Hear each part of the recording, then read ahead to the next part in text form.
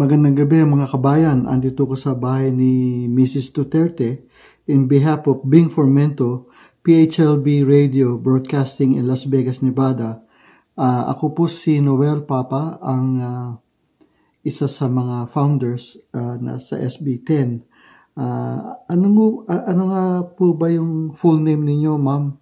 Ako po ay si Benjamina Duterte, taga Calasiao, Pangasinan, Philippines.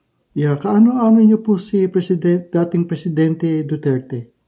Yung asawa ko si Ildefonso Duterte at saka si formerly President Duterte, ang lolo nila magkapatid. Oh, okay. Paano niyo po nalaman itong SB10? Sino po ang nag-introduce sa inyo? Isang kaibigan ko na taga Las Vegas, si Hillary Papa. Sinabi sa akin na may magandang product na magaling na pag may sakit ka. Ano-ano po ba ang inyong nararamdaman sa katawan at describe ninyo isa-isa?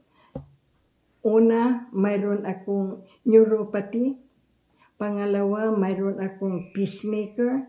Pangatlo, mayroon 15 years na nagbi-bleeding ang stomach ko. At nabalitaan ko, naka-wheelchair pa po kayo. Isa yun, magpunta kami sa LA, kinumbida ako ng apo ko, umattend ng graduation niya.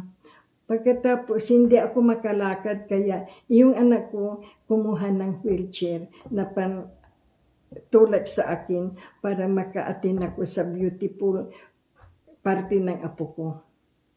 At paano niyo po gamitin itong SB10? Ano ginagawa ninyo paggamit nito? Okay, si Pastor John at saka yung misis niya pumunta sa bahay ko, in-introduce sa akin na kumuha ka ng tubig, lalagyan mo ng 20 drops of SB10.